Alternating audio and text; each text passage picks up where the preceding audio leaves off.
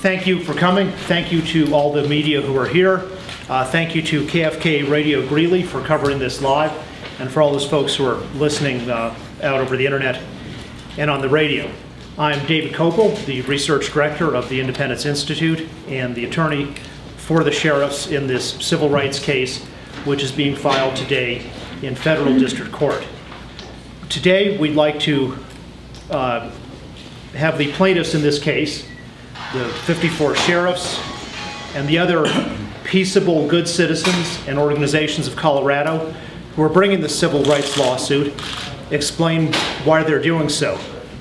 But before I do that, before we bring them on individually, I'd like to just recognize the 18 sheriffs who took the time to come all the way from all over the state, from the metro area, from the West Slope, from the plains, from the south, and from the north, sometimes traveling many, many hours to be here to stand up for law and order and for the rights of the citizens of Colorado.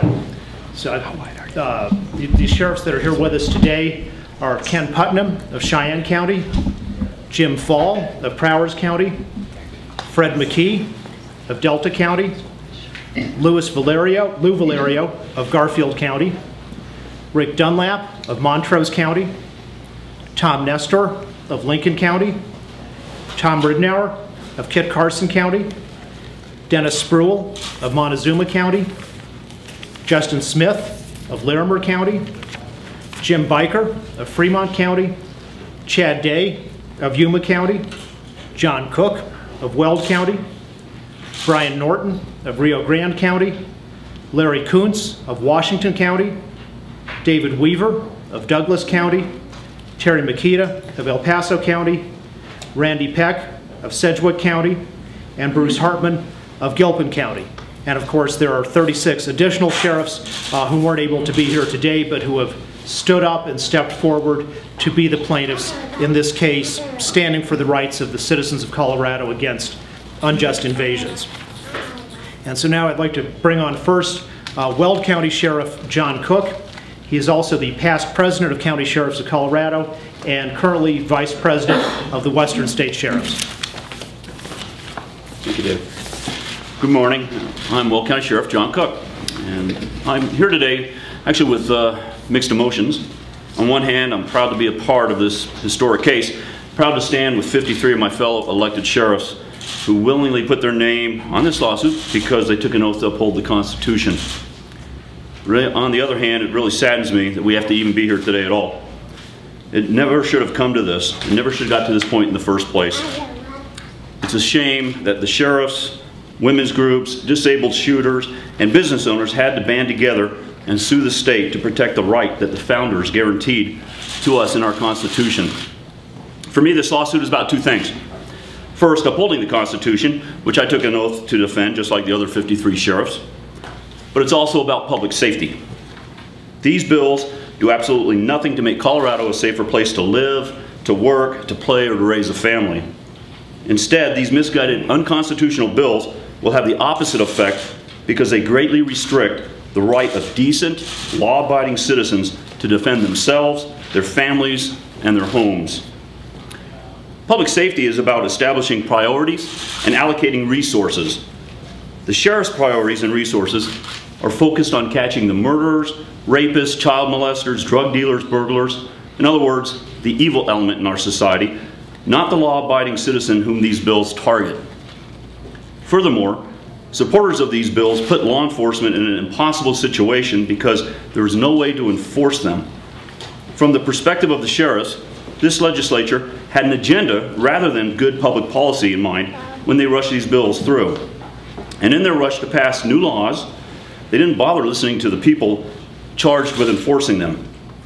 We tried telling the governor, but he wouldn't even meet with us. We tried telling the state legislators, but a narrow majority of them refused to even listen. The governor signed the bills knowing how bad they were. In a recent radio interview, the governor even admitted that the magazine bill would be nearly impossible for law enforcement to enforce, yet he signed it anyway. If these were good and enforceable bills, why would the governor have to announce at the time of their signing that he would order the creation of a guidance suggesting to law enforcement that they refrain from enforcing the actual statutory language of House Bill 1224 and 1229. This isn't good public policy. These are really awful bills. They are unenforceable and encourage disrespect for the law, which puts both law enforcement and the public in greater danger. Now, some in the media have asked me if I think it's a good idea or if it's appropriate for a government official to sue another government official. My response is unequivocally yes. It is our duty and responsibility as sheriffs to protect the people who elected us and to whom we serve.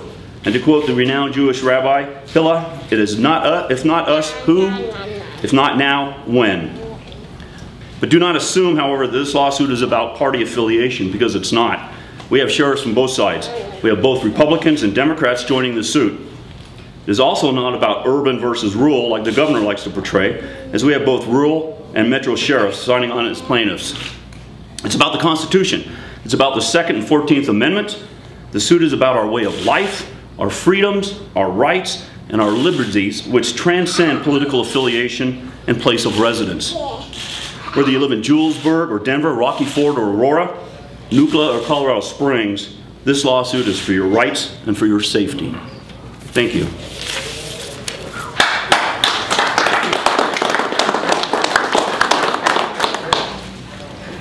Besides the constitutional issues in this case of the 2nd and 14th Amendments, the civil rights lawsuit also raises claims under the Americans with Disabilities Act.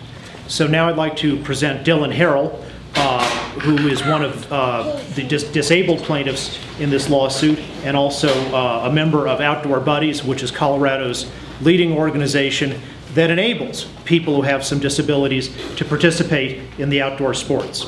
Dylan?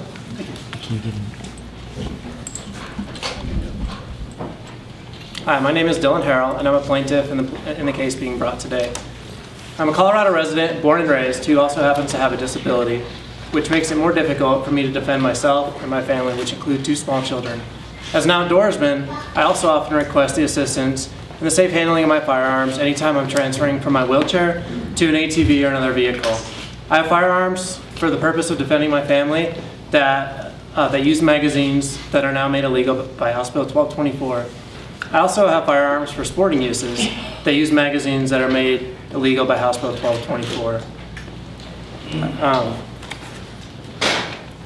This makes it against the law for me to even seek assistance now in the handling of my firearms anytime I'm transferring into or out of my wheelchair. I'm taking part in this case today because House Bill 1224 violates my Second Amendment rights and also the rights of all Coloradans, including and especially other Coloradans with disabilities such as my own. Thank you.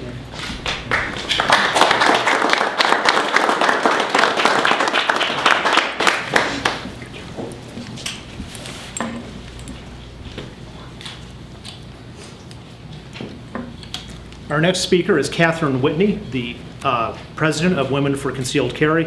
And I'd also like to thank some of the members of her organization who, and please step forward, some of the members of her organization who came here in support of her to stand up with her.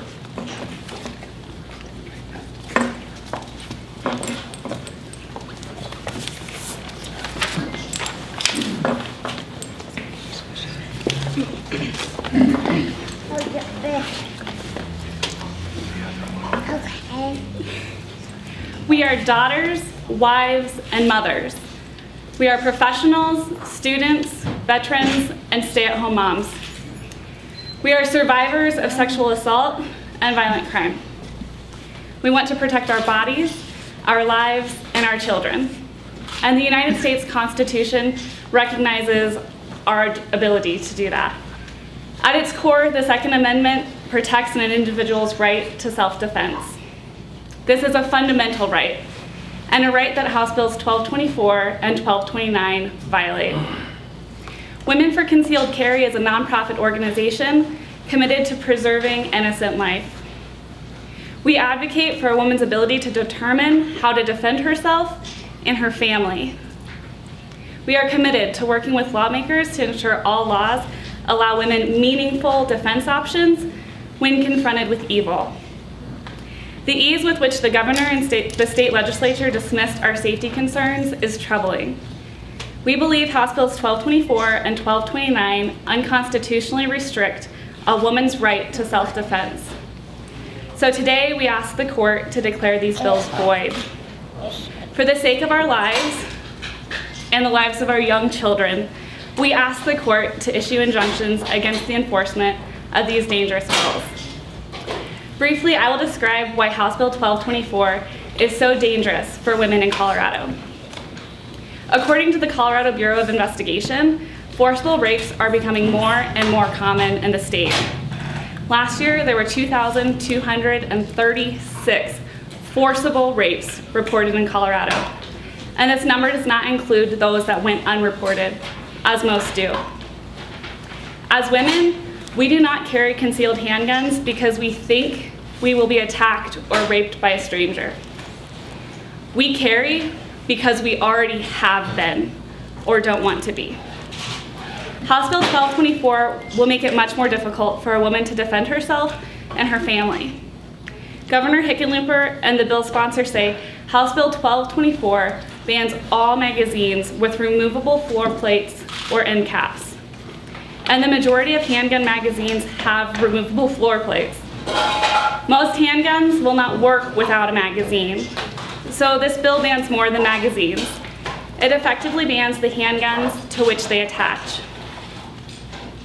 Banning the ordinary magazines women use every day for lawful self-defense makes our handguns useless. And it makes us more vulnerable to violent crime. Thank you.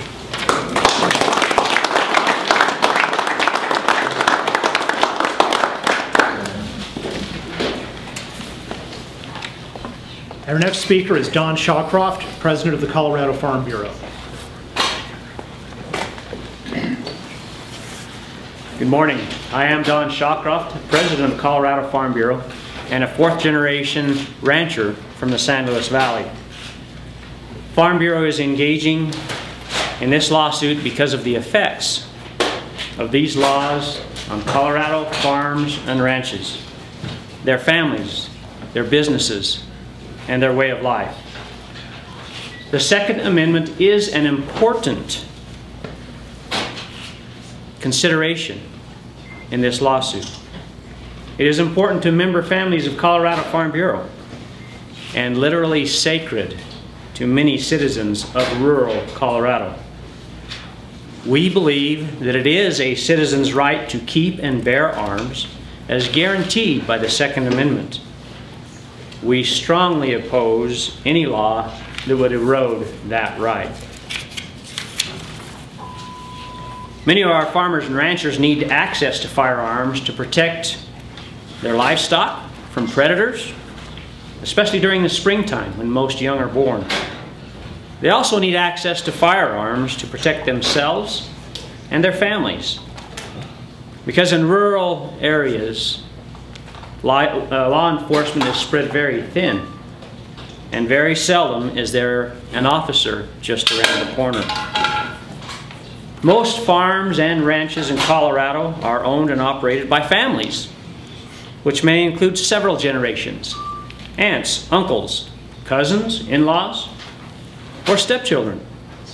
Many of these family operations are incorporated as LLCs or family partnerships, or other partnerships that may include non-family members.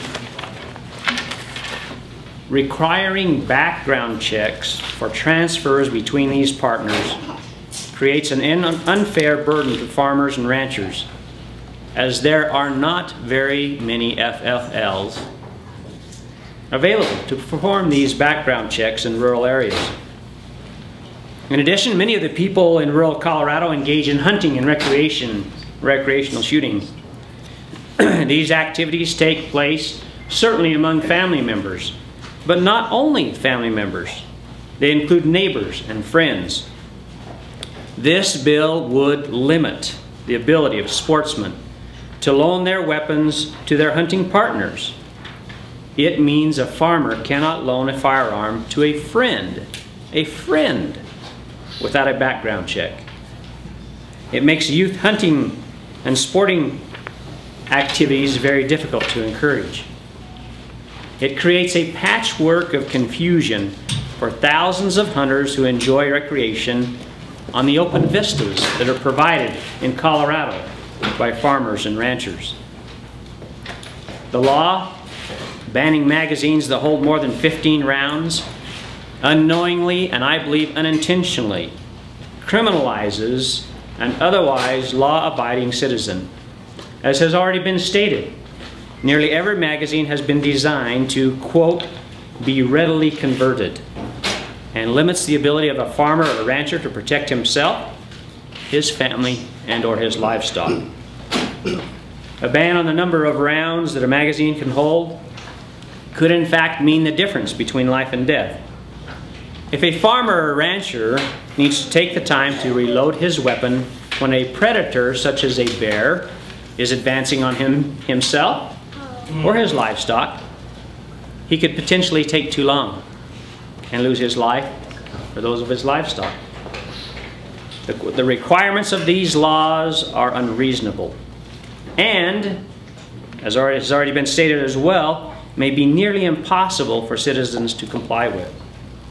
When the legislature passed these bills, they were aiming at criminals, but hit the law-abiding citizens, farmers, ranchers, and rural residents of Colorado.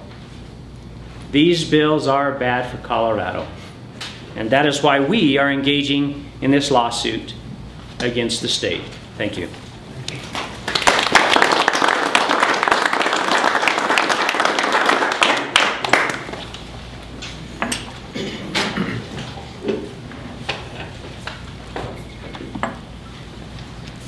Our next speaker is El Paso County Sheriff Terry Makita.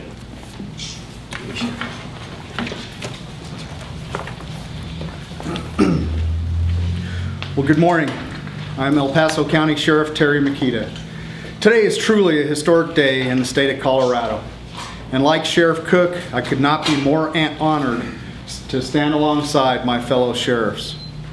Sadly, we are here today because of the reckless manipulation of our lawmaking process. When transparency and public input are ignored, bad laws are enacted. These laws have no factual basis or supporting empirical evidence.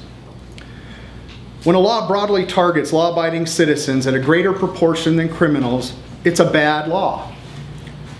When the laws violate citizens' freedoms and rights, it's a bad law. When the governor admits it's unenforceable, it's a bad law. Let me share an example of the overreaching abuse of these laws and how law-abiding citizens will be criminalized. I have a very good friend of mine that is a member of our military. He has been deployed numerous times to fight terrorism abroad and restore the freedoms and rights to citizens in foreign countries. We were sitting around the table one day several weeks ago talking about his upcoming deployment and these new bills that were at the time being signed by the governor. His fiance asked me, Sheriff, why do you have issue with this background law? And I turned to my friend Troy and I said, you're going to be deployed. Are you going to leave a firearm for your fiance? He immediately replied, absolutely. Almost simultaneously, she said he better. Now keep in mind, it's a fiance. They're not married, but they do share a residence. He was shocked, as was she, to find out that if he left a firearm for her while he is off serving our country, they would be committing a crime. I then asked him if his magazine contained more than 15 rounds, at which he said it did. I asked him, does it have a removable base plate, which he said it did. They were not only shocked, but even more angered to find out that not only would they violate the background law, they would also violate the magazine ban law. He would be leaving this weapon for her to protect herself while he is off serving our country. I must ask, are these the people that we should be targeting and criminalizing? The answer is no, but that's what these new laws will do. We should focus on the criminals and hold them responsible for their actions. not diminish the rights of our citizens and criminalize them. Today represents a line in the sand. Today, 54 sheriffs stand side by side and defend the rights and freedoms of our citizens of this state. The filing of this lawsuit is our only option.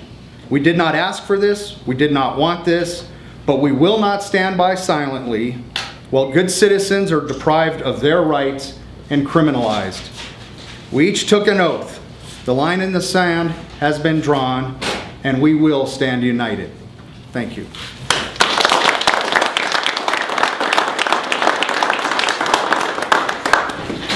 And our final speaker is Larimer County Sheriff Justin Smith. Thank you, David. I'm here today partially because as these laws came through in recent months and sheriffs stood up to speak against the way they were written and the concerns, we were reassured by the proponents of these laws that not to worry, they had good intent. The citizens were told these have noble intent. When the errors in their drafting were pointed out, we were encouraged to simply look past that noble intent. We as sheriffs know the intent of the law is not what's going to be applied on the citizens. It's the word of the law. These laws are absolutely flawed. As a sheriff whose community suffered tremendous wildfires over the last year, where tens of thousands of acres of my county burned, hundreds of homes were destroyed, and thousands of residents were evacuated at sometimes only moments' notice. Many of my citizens' rural areas packed up what few belongings they could in their vehicles, and they fled. Many of those took with them their treasured firearms. The way these laws were authored, the way they were signed by the governor, when they take those firearms and temporarily transfer them, take them to a friend's house for safekeeping, they will become criminals under Colorado law. When they take a magazine that's over 15 rounds or capable of holding and being converted to more than 15 rounds, they and the person who accepted it become criminals. As sheriffs, we could stand back. Some have told us, stand back, let the citizens deal with this. This isn't your role, this isn't your duty. As you see the list of names of almost 90% of the Colorado sheriffs who came forward and the many who were here to make it today to stand by other citizens, you see that is not the case. As sheriffs, we could not stand idly by when we saw such intrusions on the rights, the sacred rights of the citizens of our counties. As I finish this morning, I simply want to offer out to the silenced majority, again, the silenced majority of local police officers, Colorado state troopers, and yes, many federal agents who have come forward, have reached out to myself and my fellow sheriffs, seen us events, put their hand out and said, thank you. Thank you for speaking up for the things that we believe, but we are not allowed to come forward and say.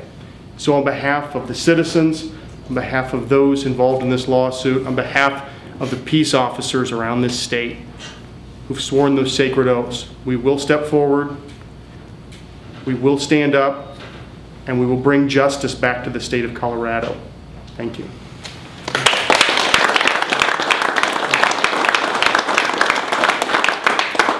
We'd be happy to take questions now from the press. David, the laws are supposed to go into effect in July, so does the lawsuit address that? I mean, or what do you want the courts to do? What is being filed today is the complaint, which is the first stage in a lawsuit. And it sets forth our legal claims and the facts, and also explains what we would like the court ultimately to do, which is to rule these laws, these so-called laws, unconstitutional, and to say they never were laws in the first place, really. The step of asking a court to do that before the end of the case is called a motion for a preliminary injunction, and we are considering the possibility of filing a motion for a preliminary injunction before July 1st on at least some of the issues in the laws. Can you crystallize the legal arguments for me? Sorry, I'm right here. Sure. The laws, for the reasons described and for many others, violate the Second Amendment of the Constitution of the United States. portions of the laws, such as continuous possession, designed to be readily converted, are unconstitutionally vague and also violate the due process clause of the 14th Amendment of the Constitution of the United States. And as applied to disabled citizens who are entitled to reasonable accommodations under Title II of the Americans with Disabilities Act, the laws also violate the Americans with Disabilities Act. And if I'm reading it right and I understand it correctly, the background check bill mostly draws your ire because it doesn't have enough exceptions to meet constitutional muster. Is that a fair characterization? There's a problem that as you've heard, lots of innocent transfers, temporary transfers of firearms, like leaving your guns with your neighbors when your house is burning down, are crimes under this law, punishable by 18 months in jail. In addition, we also point out that the background check system is in practice going to be very difficult for citizens to comply with, because to get this permission for a temporary transfer or a sale of firearms between friends, you have to go to a federal firearms licensee, a licensed firearms dealer.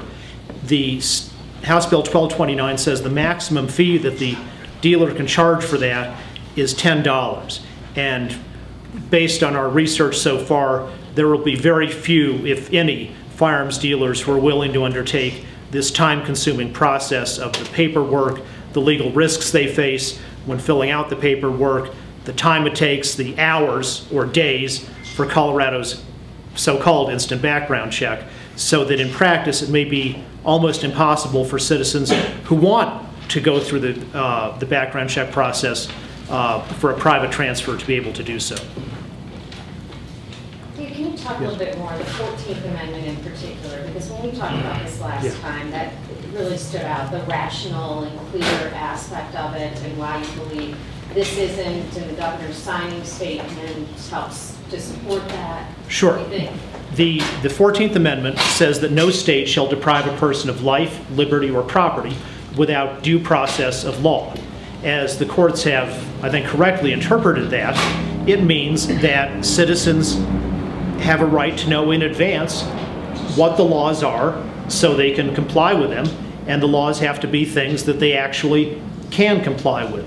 So you couldn't enact a law that says everybody must be 7 feet tall. You likewise can't enact a law that says everybody must, when leaving your gun at the neighbor's house after you're fleeing your burning home, you've got to go to a firearms dealer and have the background check done, when in fact there's no firearms dealers in your area who will do that background check for you for the measly fee of $10. And likewise, people are entitled to clarity in the law. The language about designed to be readily converted either means what it literally says and what the sponsor and what the governor said it means, which is a massive ban on magazines, plainly violating the Second Amendment, or if it means something less or different than that, then nobody can really tell what it means, and it's unconstitutionally vague. Likewise, the requirement that grandfathered magazines be under continuous possession either means what it seems to literally say, which is Dylan can't hand a rifle, which has a magazine with a removable end cap, to someone for 10 minutes while Dylan gets in and out of a vehicle, or it means something different from that and and nobody knows what that is, and it's unconstitutionally vague. How quickly or how slowly do you see this whole process going through the court system? We hope quickly, but federal courts are often very busy. So I guess I wouldn't have a guideline on that. But I certainly, including the potential of an appeal by one side or the other to the 10th Circuit Court of Appeals, this could easily be a case that goes on for years. Didn't the law include some sort of a 72-hour exception for the continuous possession? Two different things. For the transfer of guns, there is a 72-hour exemption. For magazines, no exemptions at all. Grandfathered magazines must be under continuous possession, period. That's the end of it. Okay, but background checks, there is, you could, say you had a gun with a 10-round magazine, you could hand it to somebody to help as you're getting out of the truck. Not if the magazine has a removable base plate, like almost all magazines do. That's that 10-round magazine, the 5-round magazine, the 3-round magazines that have removable base plates are all banned under Representative Fields and the governor's explanations of this bill. And so therefore, if anybody has a hunting rifle with a 3-round magazine, which like most 3-round magazines has the removable base plate, and then you hand that rifle with the magazine in it to anybody for any reason, you violated the magazine ban, and you're both criminals. I'm just trying to clarify, this line of argument has to do with the magazine bill and not the background check bill, is that? The background check bill has some exceptions which do allow some temporary transfers, and it's good that it does. The magazine bill has absolutely 0 exceptions for any reason. I know that was something that mystified a lot of people was, we're going to the bill sponsor asking how is this going to be interpreted, and there's not really a clear delineated how this has to be administered. Is that one potential outcome of the lawsuit, is that the court would say, okay, here's how this can be enforced with limits? Conceivably. Courts are not supposed to rewrite the bills and say, well, what they meant to do, and if they'd been competent, they would have written it this way, and so that's what the law will be. A court doesn't have the power to do that, but a court can say you may not apply the law in the following type of situations. That's certainly one thing a court might do. The court could just accept the governor's signing statement. Would that be satisfactory to the sheriffs if they just accepted the governor's signing statement and said this clarifies it, we'll put this in the books? The governor, when he knowingly signed these flawed bills, said that he would work with for the creation of guidance for the enforcement of these laws, and which, as Sheriff Cook said, that's a euphemistic way of saying actually what these bills really say is clearly unreasonable, so I'm going to oversee the creation of guidance which will tell law enforcement, oh, don't enforce the law as it's actually written in certain situations. But all that is it's called guidance for a reason. It is not legally binding. Nothing the governor's office or the attorney general's office or the Colorado Department of Public Safety produces as a guidance document can order the Denver Police Department or any other police department or any local sheriff's department or any local law enforcement anywhere in the state. That guidance is not binding. It is merely a suggestion, and it can be changed anytime by any future government officials. So a non-binding promise not to enforce the law in certain situations is not a satisfactory solution to a law that is, in its actual statutory language, patently unconstitutional. The argument against your constitutional challenge is that the government can limit the time, place, and manner of constitutional rights. And that in this case, they're doing so similar to how they banned sawed-off shotguns and automatic weapons.